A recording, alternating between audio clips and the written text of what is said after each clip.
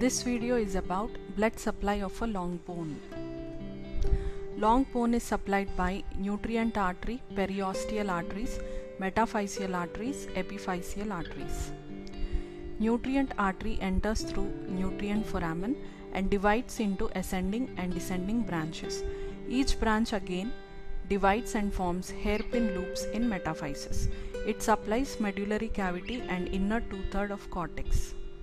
Periosteal arteries enter through Volkmann canals. They are numerous under muscle and ligament attachments and supply outer one-third of cortex.